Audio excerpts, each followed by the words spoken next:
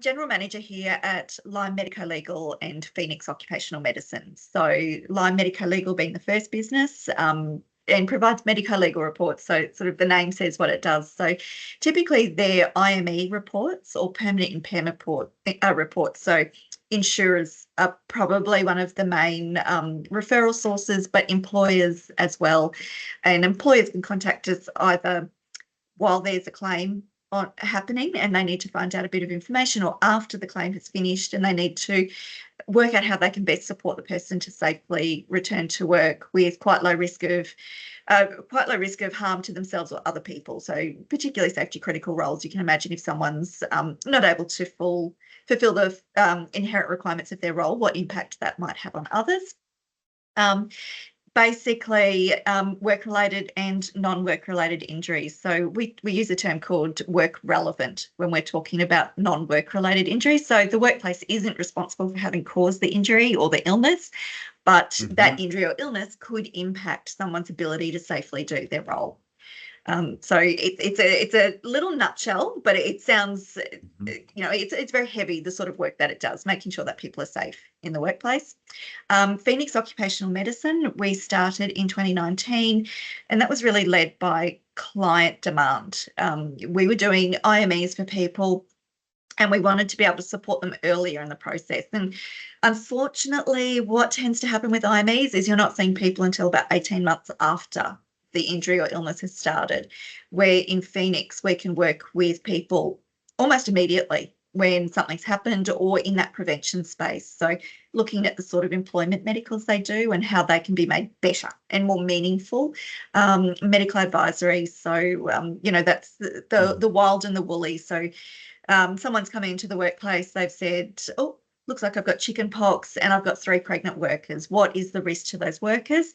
So the workplace has really done nothing in that situation except someone has entered the premises with something that could influence or impact other people. Or it could be we're working with asbestos or silica. How do we best manage the regulated or legislated health surveillance requirements for that substance? So it's got a lot more arms and legs. But it's really about doing occupational medicine the best way. Michelle, I know, like you said, insurers can find you, and so could employers.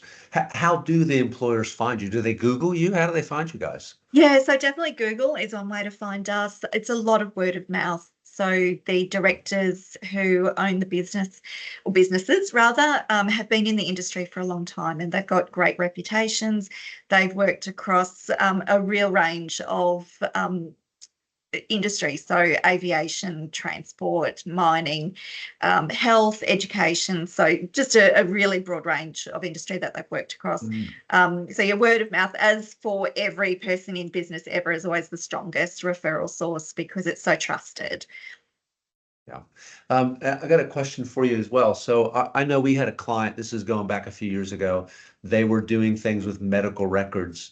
And I remember they wanted to go for the information security, which I know you guys have gotten as well. Was that what drove you guys to do that? I think obviously when you're in medicine, you're really striving to always do everything perfectly or the best practice way, or, whatever evidence is showing is how things should be done. And that doesn't start and finish with the doctors. It should infiltrate to every layer of the business. So for us, we certainly have found in the past that there's a couple of tenders that we've not been able to pursue because it was a mandatory requirement, more for 9001 than 27001. But definitely having both of those certifications was really important to the business, because we actually did this very fast. So it was 5 weeks from when we started our gap analysis to when we received our certification. And I think part of the reason it was so fast for us is not just the great support that we had through EQA, but also we actually do things really well all of the time.